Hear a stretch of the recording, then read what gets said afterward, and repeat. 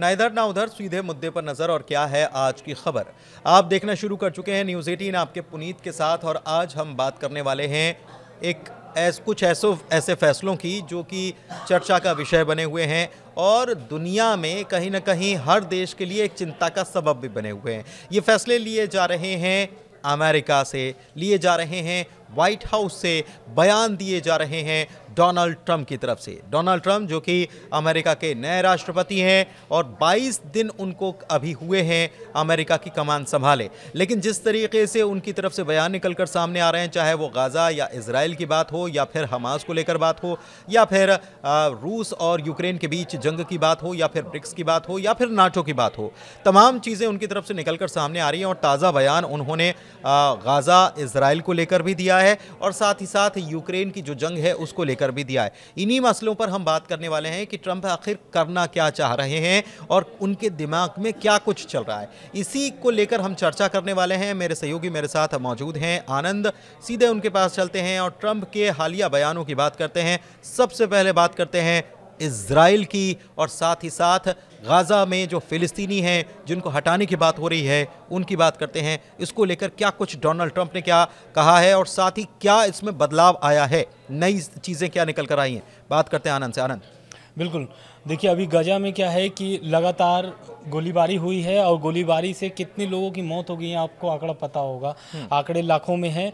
लेकिन जब से ट्रंप आए हुए हैं, ट्रंप के आने के एक दिन पहले से ही वहाँ पर हमले रोक दिए गए हैं, सीज फायर हो गया है। लेकिन सीज फायर के बाद भी कई तरीके का आरोप हमास लगा रहा है लगातार कि इजराइल की तरफ से लगातार हमला हो रहा है, गाज़ा पर हो रहा है, बाकी सारे इलाकों में भी हो रहे हैं। तो उसको लेकर के हमास ने क्या किया है, हमास ने एक अपना बयान जारी करता है और बोलता है कि मैं शनिवार को जो रिहाई करना था इजरायलियों को, हर शनिवार को रिहा कर रहे हैं कुछ हर शनिवार को, तो अब इस शनिवार को वो रिहा नहीं करेगा अगली सूचना तक, जिस पर ट्रंप का बयान आता है। और ट्रंप एकदम गुस्से में लाल रहते हैं और बोलते हैं कि अगर हमास शनिवार को सभी इजरायलियों को 12 बजे तक रिहा नहीं करता है तो उसका परिणाम बहुत ही रविवार गंभीर होने वाला है, बहुत ही बुरा होने वाला है। लेकिन गाज़ा वाली बात क्या है कि गाज़ा से वो ट्रंप ने एक चीज़ और कही थी कि गाज़ा से फिलिस्तीनियों को हटाना है और परमानेंटली हटाना है। जॉर्डन की बात हुई थी, मिस्र की बात हुई थी कि वहां पर उनको रख दिया जाए। बिल्कुल, लेकिन ये भी एक चीज़ और, मैं यहाँ पर आप अपनी बात रखिएगा, लेकिन एक चीज़ और आनंद, ये भी उन्होंने कह दिया था कि ये अगर नहीं रखते हैं तो फिर अंजाम भुगतना पड़ेगा। हम इनको मदद जो देते आए वो मदद हम नहीं करने वाले, क्यों करें मदद, बिल्कुल, क्योंकि आप हमारी बात नहीं मान रहे। ये डोनाल्ड ट्रंप ने कहा था। अमेरिका लगातार यही बात बोलता है, कहीं भी उसको बोलना होता है तो सीधे वो बोल देता है कि मदद हम नहीं देंगे।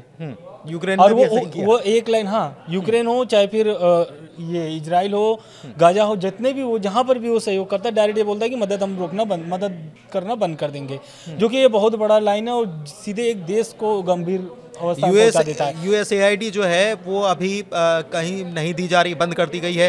हालांकि इसमें मिस्र और इजराइल को इससे अलग रखा गया है, लेकिन बाकी जगहों पर ये पूरी मदद रोक दी गई है और इससे कई देश परेशान भी हो गए कि ये मदद नहीं आ रही है तो फिर कहाँ से कैसे काम चलेगा। तो अमेरिका कुल मिलाकर जब से डोनाल्ड ट्रंप आए ना, वो दबाव बनाने का काम कर रहे हैं कहीं ना कहीं बाकी मुल्कों पर, वही अमेरिका फर्स्ट की नीति और मुखियागिरी दिखाने की कोशिश कर रहे हैं। लेकिन अब इसी पर इजराइल के प्रधानमंत्री जो हैं बेंजामिन नेतन्याहू, उनका बयान आता है।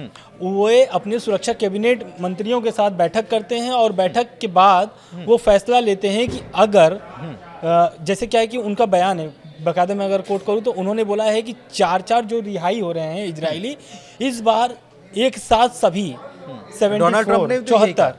74 जितने भी हैं, जिसमें मृत भी शामिल हैं, उसी में सभी को एक साथ रिहा करिए।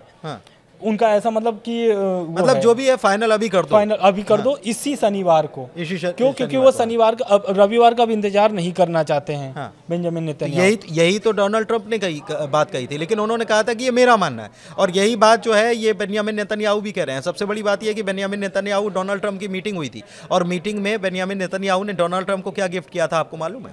पेजर गिफ्ट किया था और पेजर भी गोल्डन पेजर गिफ्ट किया था और इसमें सिग्नेचर किए गए और इसमें लिखा गया कि बेंजामिन नेतन्याहू वाकई में एक महान नेता है। डोनाल्ड ट्रंप ने इसको सिग्नेचर किया, तो ये बताता है कि कितनी प्रगाढ़ता, कितनी दोस्ती है। और ये मीटिंग जो हुई, दोनों नेता आपस में मिले तो क्या कुछ बातें हुई होंगी, क्या कुछ तय हुआ होगा कि हमको क्या प्लानिंग। बिल्कुल, बहुत सारी बातें हुई होंगी, सुरक्षा से संबंधित बातें हुई होंगी, लेकिन अभी जो ये इस 2 दिन के वर्तमान में जो बयानबाजी चल रही है उसको लेकर के गाजा में हलचल तेज हो गई। क्यों? क्योंकि गाजा में लोग वापस आ चुके हैं, आधे से ज़्यादा लोग वापस आ चुके हैं। तो अगर हमला चालू होता है रविवार को, तो उसमें मृतकों की जो संख्या है पिछले के मुताबिक अब आने वाले हमले में उससे अधिक हो सकती है। नहीं, लेकिन एक चीज़ और है कि आपको बताएं कि फ़िलिस्तीनियों को विस्थापित करने या वहाँ से हटाने की बात जो है, इसको लेकर कोई भी राज़ी नहीं है। जॉर्डन भी राज़ी नहीं था, मिस्र भी राज़ी नहीं है, उसने भी कह दिया कि हम अपनी यहाँ जगह नहीं देने वाले। इसके अलावा सऊदी अरब साफ तौर पर इसका विरोध दर्ज करा चुका है, तुर्की विरोध दर्ज करा चुका है, ईरान, इराक, ये सारे मुल्क जो हैं ये इसका विरोध दर्ज करा चुके हैं। और इस बीच ये डोनाल्ड ट्रंप ने कहा है कि ये ज़मीन जो है, गाज़ा की ज़मीन, यहाँ से फ़िलिस्तीनी हटेंगे तो यहाँ पर हम यहाँ पर ऐसी व्यवस्था जमाएंगे कि हम इसको रीडेवलप करने का काम करेंगे। जॉर्डन के किंग जो हैं, उन्होंने जॉर्डन के किंग दौरे पर हैं, अभी अमेरिका दौरे पे हैं। तो उन्होंने, उनकी जो मुलाकात हुई है ट्रंप से कल, तो उसमें उन्होंने एक ऐलान कर दिया है। पहले तो वो मना कर रहे थे कि हम फिलिस्तीनियों को अपने यहाँ जगह नहीं देंगे, लेकिन कल उन्होंने बहुत बड़ा ऐलान किया। उन्होंने कहा कि 2000 बच्चों को, गजा में जो 2000 बच्चे बीमार हैं ग्रसित तरीके से, उनको वो अपने यहाँ अपने देश में रखेंगे, उनका पालन पोषण करेंगे, उनका इलाज कराएंगे।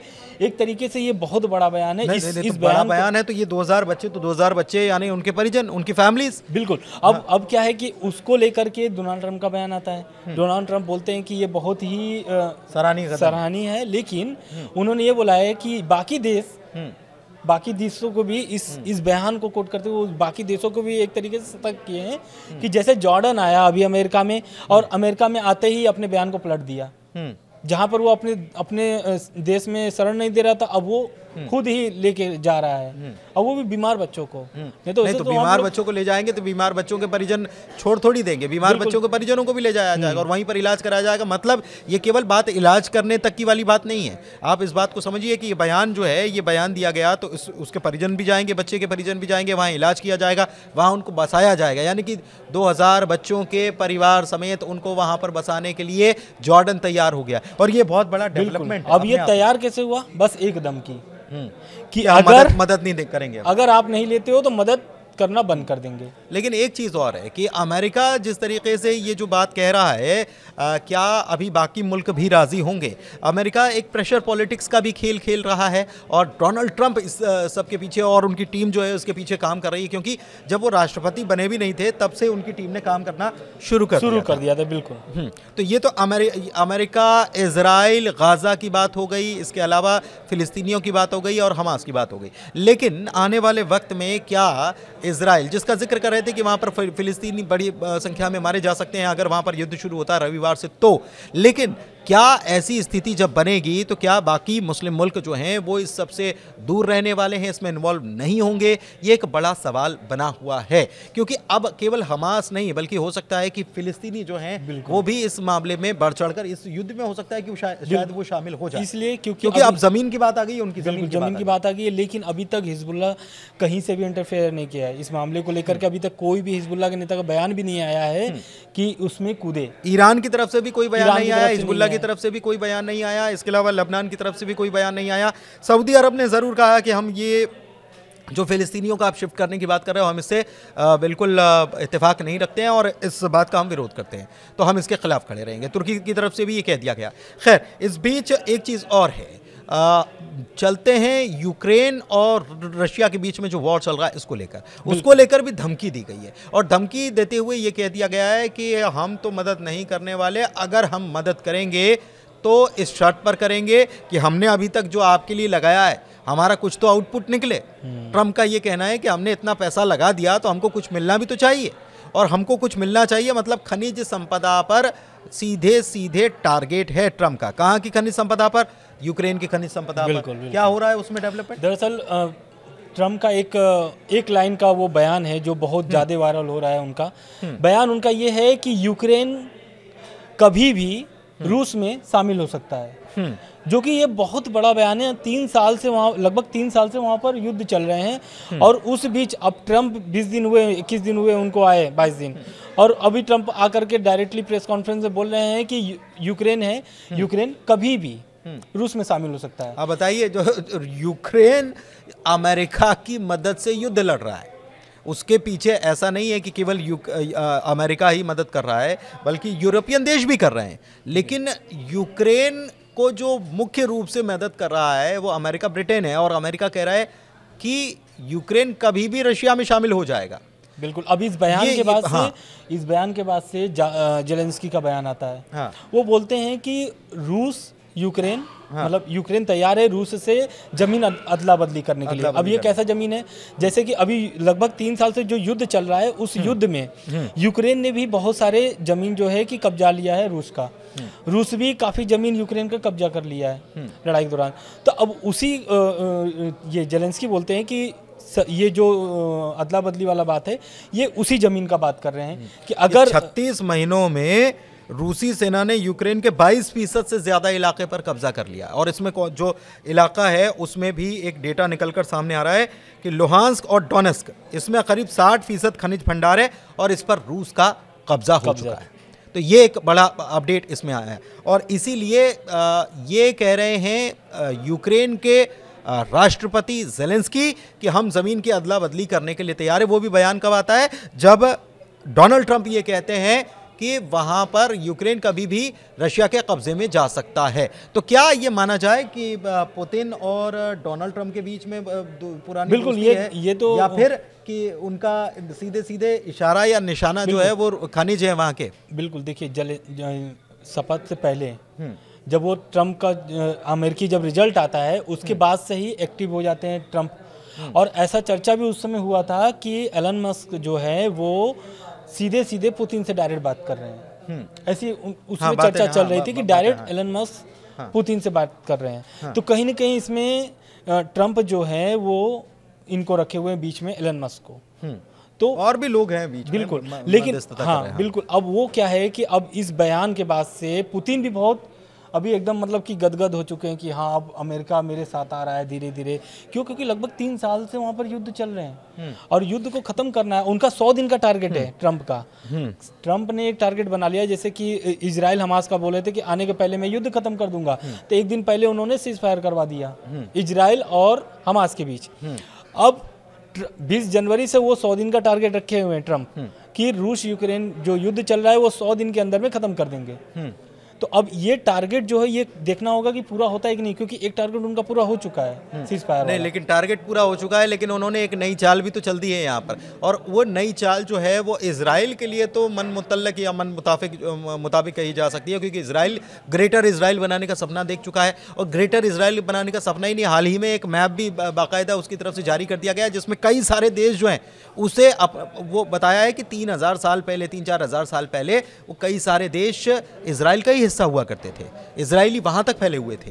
तो क्या ये केवल फिलिस्तीन को या गाजा पट्टी को अपने कब्जे में लेना या फिर इसका और विस्तार करना है, ये भी एक बड़ा सवाल है। और क्या मुस्लिम मुल्क इसके लिए राजी होंगे, ये भी एक बड़ा सवाल है। इसके अलावा अगर दूसरी तरफ ट्रंप की रूस और यूक्रेन की अगर बात कर ली जाए, तो ट्रंप ने ये कह दिया कि हमने तो बहुत खर्चा कर लिया, हमने बहुत खर्चा कर लिया और अब और खर्चा करने की स्थिति में हम नहीं हैं, हम इस मूड में नहीं है, क्योंकि हमको कोई आउटपुट नहीं मिल रहा है। और आउटपुट की तरफ यानी कि कुछ न कुछ मिले हमको। अमेरिका का इशारा कुल मिलाकर वहाँ की खनिज संपदा से है और वो चाहते हैं कि 500 बिलियन की खनिज संपदा जो है वो यूक्रेन अमेरिका को देने का वादा करे, तब हम आगे जाकर आपसे बातचीत कर पाएंगे या आपकी मदद कर पाएंगे। कुल मिलाकर मदद का भी मतलब ये है कि मदद कर पाएंगे तो युद्ध शांति की ही बात होगी, यहाँ पर युद्ध शांति हो जाएगी। हालांकि पुतिन इस बात को समझ रहे हैं कि ट्रंप का इशारा किस तरफ है। वो चाहते हैं कि वो खनिज संपदा अमेरिका के पास जाएगी तो अमेरिका माला माल होगा, और अगर रशिया जिसने कब्जा कर रखा है अगर रशिया के पास रहती है तो जाहिर सी बात है कि रशिया को इससे फायदा होने वाला है। तो ये सारी चीज़ें चल रही है। दूसरी तरफ नाटो को लेकर भी कह चुके हैं, चूंकि ये युद्ध जो है इसमें नाटो भी कहीं ना कहीं मदद तो कर ही रहा है। वो तो नाटो में शामिल होने के लेकर के पूरी युद्ध तो इसी के लिए हो रही है। क्योंकि यूक्रेन नाटो में शामिल होना चाहता है। अब पुतिन नहीं चाहते हैं कि नाटो में यूक्रेन शामिल हो। पूरा युद्ध ही तो इसी को लेकर और युद्ध के बीच तो शामिल करने भी नहीं वाले। ये भी कह दिया कि युद्ध चलेगा तब हम इसको शामिल नहीं करेंगे। लेकिन एक चीज़ और है कि डोनाल्ड ट्रंप ने कहा है कि हम नाटो का बोझ नहीं वहन कर सकते, हम नहीं सह सकते। हम कब तक खर्चा करेंगे और हमको नहीं करना खर्चा, क्योंकि ये सारा जो है अमेरिका के ऊपर बोझ आ रहा है और अमेरिका फर्स्ट की नीति को भी उनके ध्यान में उन्होंने रख रखा है। अच्छा, अभी सबसे बड़ी बात ये है कि डोनाल्ड ट्रंप खुद एक बिजनेसमैन है, वो समझते हैं कि कहाँ फ़ायदे की चीज़ है, चाहे वो गाज़ा पट्टी पर कब्जे की बात हो कि वो चाहते हैं कि उसको डेवलप हम करेंगे और अमेरिका वहाँ पर रहेगा, अमेरिका रहेगा, ठीक है। और दूसरी तरफ अब अमेरिका रहेगा और इजराइल से उनकी ऐसी दोस्ती, तो अमेरिका और क्या इजराइल, वो तो इजराइल ही हो गया एक प्रकार से। तो ये शायद ये उनके दिमाग में चल रहा है। दूसरी तरफ यहाँ पर भी उनके दिमाग में चल रहा है कि खनिज संपदा हो जाएगी तो बढ़िया रहेगा। तीसरी तरफ वो ब्रिक्स के देशों पर भी कहीं ना कहीं प्रेशर, डी डॉलराइजेशन की कोशिश हो रही है, उसको लेकर वो प्रेशर बनाने की कोशिश कर रहे हैं। टैरिफ वाली बात कही थी उन्होंने। जैसे ब्रिक्स क्या है कि वो अपना करेंसी लेके आना चाह रहा था, तो ट्रंप ने डायरेक्टली, मतलब अमेरिका ने डायरेक्टली मना कर दिया कि अगर ऐसा होता है तो वो 100% टैरिफ पूरी टैरिफ लगाएंगे। तो अब कहीं अगर टैरिफ लगाएंगे तो भाई सभी देशों पर वो बर्डन पड़ेंगे, और बर्डन पड़ेंगे तो जाहिर सी बात है महंगाई कहाँ जाएगी, फिर वो कोई सोच नहीं सकता है। तो इस कारण से अब वो अमेरिका क्या है ना कि वो हमेशा नकेल कसता है, अब चाहे वो उसका दोस्त हो चाहे दुश्मन हो, वो अपना महत्व, या ये कह सकते हैं कि वो अपना वजूद बचाए रखने के लिए और अपनी ताकत या अपनी अहमियत दिखाने के लिए भी कई बार अमेरिका की तरफ से ये स्टांस या ये कदम उठाए जाते हैं या इस प्रकार के बयान निकलकर सामने आते हैं। सबसे बड़ी बात कि कनाडा पर जिस तरीके से उन्होंने टैरिफ लगाने का काम किया, उसके बाद से टैरिफ वॉर शुरू होने की भी बात कही गई कि एक दुनिया में एक नई तरह की जंग शुरू हो जाएगी, टैरिफ वॉर। ब्रिक्स को लेकर उन्होंने कहा कि 100% तक टैरिफ लगा देंगे, यानी कि भारत में जो सामान बनता है और वहाँ जाता है, अगर 100 रुपये में जाता है तो उसकी कीमत 200 हो जाएगी, और 200 हो जाएगी तो जाहिर सी बात है कि भारतीय सामान को चाइना के ऊपर भी उन्होंने कर दिया, 10% अतिरिक्त उन्होंने लगा दिया। और चाइना ने इसके बाद कहा कि हम इसको मंजूर भी नहीं करते हैं और हम अंतर्राष्ट्रीय स्तर पर इस मामले को उठाने वाले हैं। तो कुल मिलाकर ट्रंप जो हैं वो अपने बयानों को लेकर कहीं ना कहीं सभी देशों में एक टेंशन क्रिएट किए हुए हैं, खलबली भी मचाए हुए हैं कि आगे क्या होने वाला है। तमाम देशों के प्रतिनिधि उनसे मुलाकात कर रहे हैं, लेकिन इस बीच बाँछें किसकी खिली हुई है? इजराइल की, बेंयामिन नेतन्याहू की, क्योंकि न केवल उनको हथियार मिले हैं 10 साल तक लड़ने के लिए, बल्कि गाजा की ज़मीन को भी खाली कराने की बात चल रही है। और वहाँ पर यह कह दिया कि फ़िलिस्तीनी जो हैं वो जहाँ पर भी जाएंगे उनके लिए परमानेंट निवास वहीं पर होगा। लेकिन फ़िलिस्तीनी राज़ी नहीं है इसके लिए। फ़िलिस्तीनी कह रहे हैं कि हम अपनी ज़मीन को छोड़कर कहीं जाने वाले नहीं हैं, किसी कीमत पर नहीं जाएंगे। और अगर ऐसा होता है तो आने वाले वक्त में आनंद, दुनिया में एक नया बखेड़ा खड़ा हो जाएगा। और ये जो फ़िलिस्तीनी लगातार वापस आ रहे हैं, सबसे बड़ी टेंशन गाजा के लिए यही हो गई है कि अगर फ़िलिस्तीनी, क्योंकि उत्तरी गाजा में लगभग 70 से 80% वापसी हो चुकी है, और अब बात ऐसे चलने लगी, अगर शनिवार को हमास गलती कर देता है, गलती इन द सेंस कि अगर वो नहीं, लेकिन हमास को सपोर्ट मिल रहा है, बाकी देशों का सपोर्ट मिल रहा है, तो हमास भी अपने स्तर पर चीज़ें कर रहा है। अपने स्तर पर जो बयानबाजी हो रही है, या इजराइल के प्रधानमंत्री की तरफ से बयान आया कि आप कर देना वरना फिर देखना, तो वो वरना फिर देखना में अभी तो देखना होगा कि रविवार को क्या होता है। लेकिन हमास ऐसा नहीं लगता कि पीछे हटने के लिए तैयार है, राज़ी होने के लिए तैयार है। तो आगे परिस्थितियां जो हैं वो इतनी आसानी से सुलझने वाली नहीं है, बिल्कुल आसानी से सुलझने वाली नहीं है। और जिस तरीके से लगातार जो ट्रंप का बयान आ रहा है, हर दिन जो बयान आ रहा है, वो कहीं ना कहीं युद्ध को एक तरीके से भड़का रहा है। क्यों? क्योंकि अब जैसे अब जेलेंस्की दूसरे देशों की तरफ मुंह मोड़ेंगे कि भाई हमको कहीं से सहयोग मिल जाए। लेकिन जेलेंस्की ने एक चीज़ और है, जेलेंस्की ने इस बीच में फिर वापस हम उस पर चलेंगे, लेकिन जेलेंस्की ने कहा है कि ये गलतफहमी है कि अमेरिका के बगैर हम युद्ध में बहुत दिन तक डटे रह सकते हैं। यूरोपीय देश मदद कर रहे हैं, लेकिन गलतफहमी है ये कि अमेरिका का तो हमको साथ चाहिए ही चाहिए। उन्होंने भी दाना डाल दिया, हाँ बिल्कुल, ठीक है आप आ जाना, जो हमारी रक्षा करेगा हम उसको इन्वेस्ट कराने के लिए तैयार हैं, ये जेलेंस्की ने कह दिया है। तो आप देखिए बहुत सारी चीज़ें आने वाले वक्त में और भी सुलझेंगी और भी साफ तौर पर नजर आएंगी। अभी तो धुंधली नजर आ रही हैं, लेकिन बहुत जल्दी, चाहे वो गाजा की बात हो, इजराइल की बात हो, या फिर रूस और यूक्रेन युद्ध की बात हो, चीज़ें बहुत जल्दी साफ हो जाने वाली है। आज की चर्चा में इतना ही। धन्यवाद।